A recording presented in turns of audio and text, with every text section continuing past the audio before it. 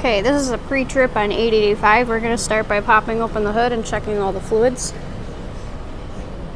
I already did the other side, so I'm just going to show you on this side. All you do is take this latch that's on the fender, you flip it up like that, make sure it doesn't get caught. You come around to the front. On the top of the hood, you're going to see a handle. Just give that a pull.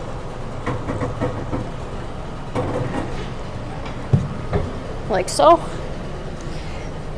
We're going to go from the driver to the passenger, so I guess we'll start with the power steering fluid that you'll find directly behind the driver tire. You're going to want that right in the middle of max and min, so right now that's good right there where it's at. You're also going to find the oil, which is directly above it. It's got the universal oil symbol on it. And then back here, this is your transmission fluid. Let me grab my towel real quick and I'll check those.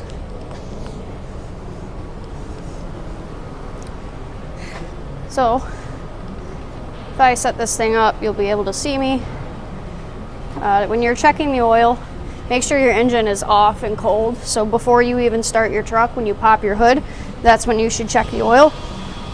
So you just twist it because there's this little button that holds it in place. And then you pull it out. Like that. You're going to wipe it off the first time. Then you're going to stick it back in until it's flush. You don't got to lock it back into place, but it just has to be back where it was. Then when you pull it out again, that'll give you your accurate oil reading. You can see it. It's right there in the full range, which is right here. That says full. And then there's a little hash just below it where the oil was. And that is full. If it's anything below that, you'll see right there it says add. I believe that 4 means quarts, but I'm not sure. But if it's in the add, you probably should be adding oil to it because that means it's low and that could cause you to blow your motor. Make sure you wipe it off every time you put the stick back in because you don't want any debris in your engine. And always make sure you lock it back into place so it doesn't pop back out. Your transmission fluid, you want to check while the engine is hot and running, but because you won't be able to hear me, I'm going to check it cold and tell you where it's supposed to be at. So to get it out, all you do is twist it, and then you should be able to pull it right out. Set this up again. Same thing, you just wipe it off the first time. Stick it back in till it's flush. Pull it back out.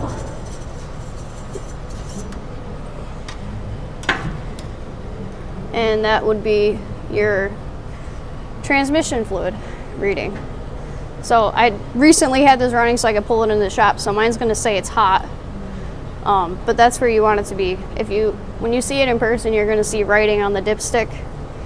It'll tell you full and then cold, hot range right there. And if it's anything below that, you should be adding transmission fluid to this because that's not good. So while your vehicle is on and running, you want it to be in that hot range. Once again, wipe it off before you put it back in so you don't get any debris, and always make sure you twist it back so it's tight. If you need to add transmission fluid, you add it where the dipstick is. So you pull the dipstick out, you stick a funnel in there, and that's how you add it. Right here on the fender, it'll tell you what kind it takes and how much to put in. Oil, 16 quarts of 1540, and it's an Allison transmission fluid only. Do not put Mercon or any other fluid in this because you might blow it. Okay. While this hood is up and we're already on this side, we're going to do a tire. Make sure you have decent tread. You should be able to stick your finger in there, and if it comes halfway up your fingertip, the tread I mean, that means it's good. Make sure you check your lug nuts. Make sure all of those are tight and in place.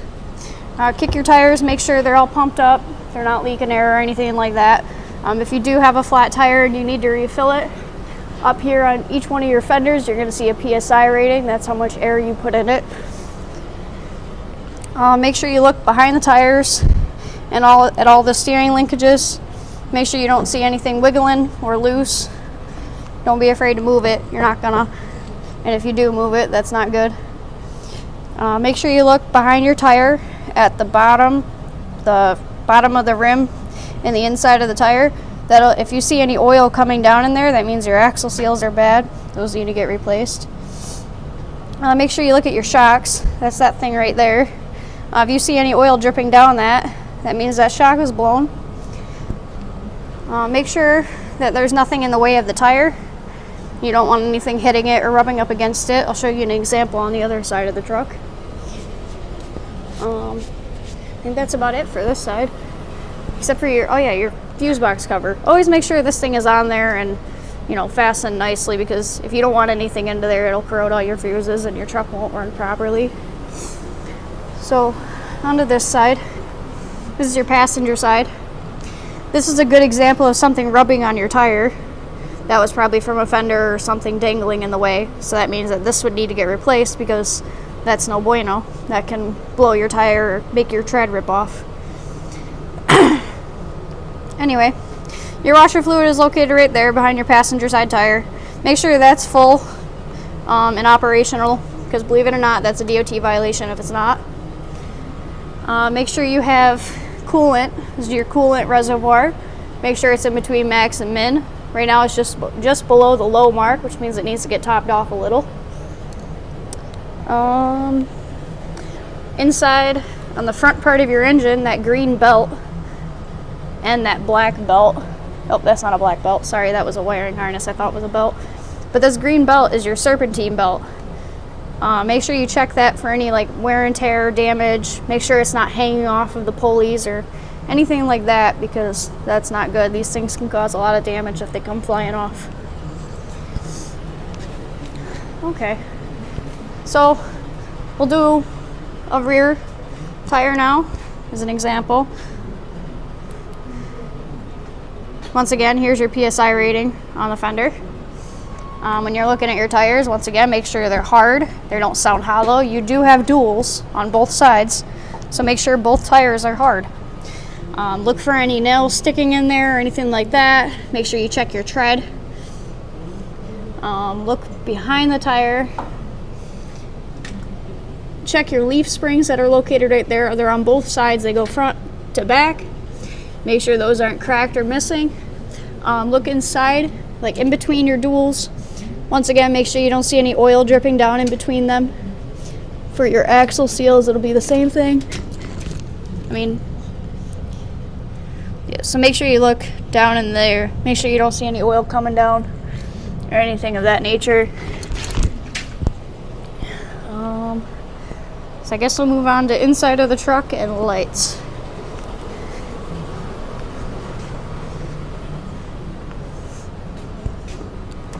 Oh, your diesel cap. This is a diesel vehicle, so make sure you're putting diesel in there. Always check both of your fuel tanks. I believe this one has two. But make sure they're tight, tethered, and on there. You don't want any debris in there, and you don't want to be spilling out diesel going down the road. That's expensive. So inside of the truck, those keys shouldn't be there or up there or anywhere inside of the cab. During our spray season, we keep keys in our job boxes locked up because we like to lock keys in the truck. So make sure you leave them in there when you're done for the day.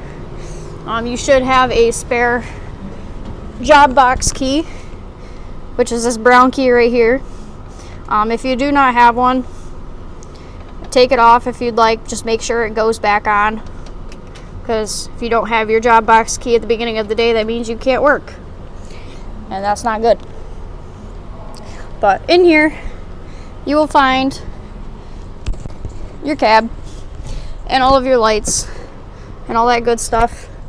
Under your bench seat here, that red box is your triangles and your first aid kit in case you have an emergency, and all that good stuff. So check your lights. I'm just going to turn the accessory on because it's going to be really hard to hear me, so I'll try and make this a little quick and less annoying with the beeping. But while you're in here, check your wipers. Turning this controls the speed, and this button on the end controls the washer fluid coming out. Make sure that happens. Your headlights are located down here, this switch. If you go up, that is your parking lights and headlights. I believe down would be your high beams or something like that. I believe so anyway. Actually, yeah, pushing this out is your high beams. Sorry about that. I didn't realize that until now. But yeah, if you push this down, those are your parking lights, and if you push this up, that is your headlights. But I'm going to throw 4-ways on so we can check those two. Just push that down and your 4-ways should come on. Hopefully I don't have to start this truck to be able to check lights, because it's going to be very hard to hear me if I do.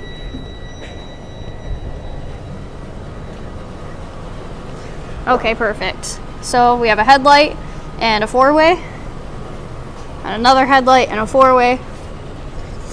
We got some marker lights on the corner of the cab, or the bed, sorry. There's a marker light right there, that one's out.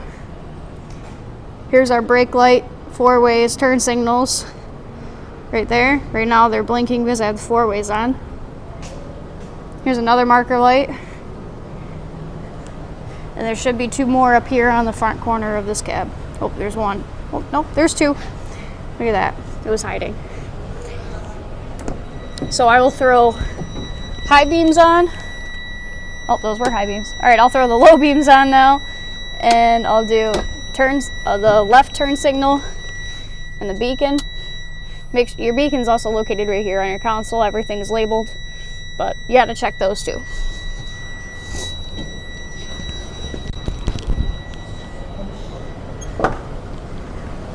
So our left turn signal's on. That low beam is working, and that low beam is working.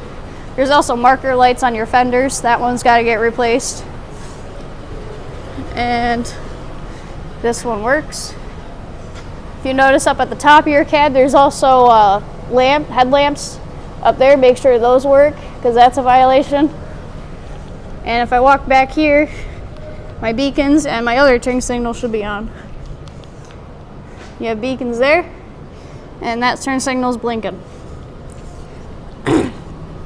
Brake and reverse is a little bit harder to check if you're by yourself, so please ask somebody else on your crew.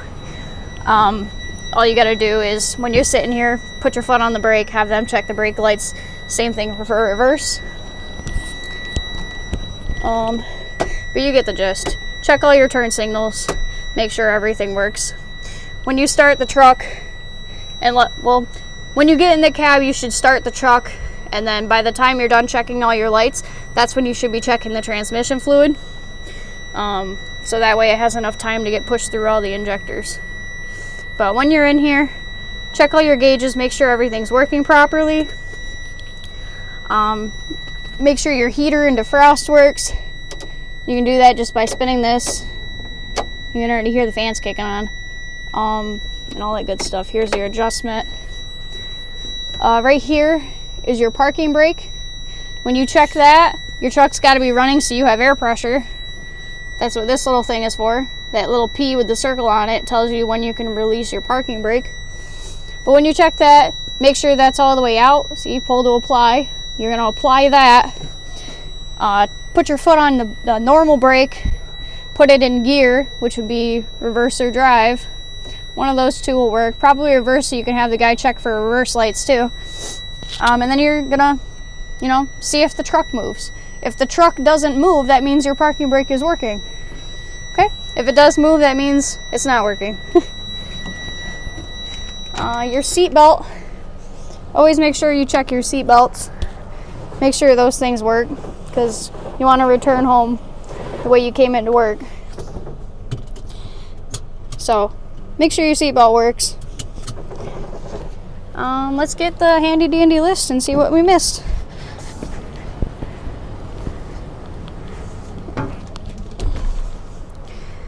So this is what your driver's log should look like. Once you get done checking all the in-cab stuff, which is all your lights, your horn, feel free. it works. Heater, defrost, parking brake, seat belt. Your red triangles, we just checked. Your fire extinguisher, you have 2. There's one down there on the floor, and there's one over here just behind your seat, on the outside, of course. But when you're looking at these,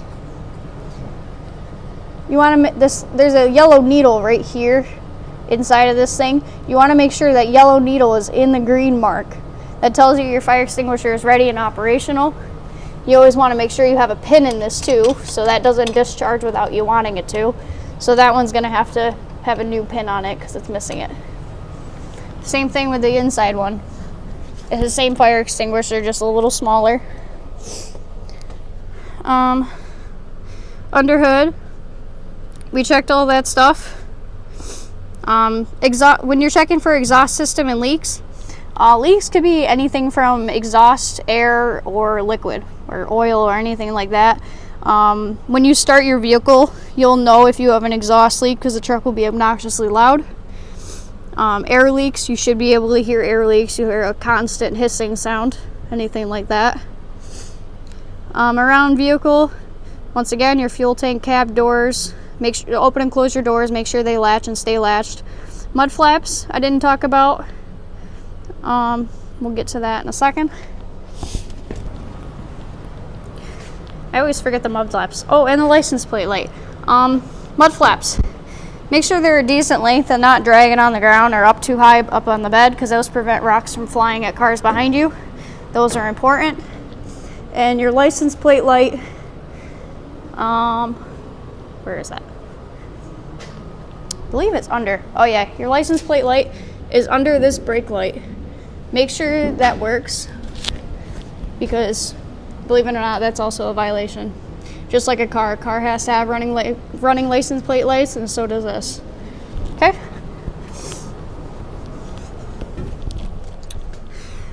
Your height and weight. Your height is located right in front of you when you're sitting in the truck. It's 11 foot clear. Make sure you pay attention to that so you don't go driving into roads you shouldn't be on. And your weight is in the door jamb. Gotta find it. Your weight is right here, right under your seat, just as you're looking right at it. It is, where is it? It should be on here. Oh, right here. GVD or GVWR, gross vehicle weight rating. It is 26,000 pounds. So your weight would go here, GCVWR. That's where you put how much this thing weighs. And your height, that's where you put your height. Make sure you have your proper license, which I believe for this thing, it might be a CDL since it has air brakes. I'm not entirely sure. Please check with somebody else. Make sure you have your med card on you and your proper PPE. Since this is a spray vehicle, it'll be along the lines of safety glasses, goggles, well, safety glasses or goggles, hard hat, gloves, pants, long sleeve shirt, socks, shoes, all that good stuff. Brakes self-adjusting. That doesn't count because this has air brakes. It already adjusts. And your toolbox. Your toolbox should be located in your job box. That's if you have any breakdowns or anything like that. It's not necessarily required for DOT inspection. That's just something we like to stick in there. But I believe that concludes this video. Thank you.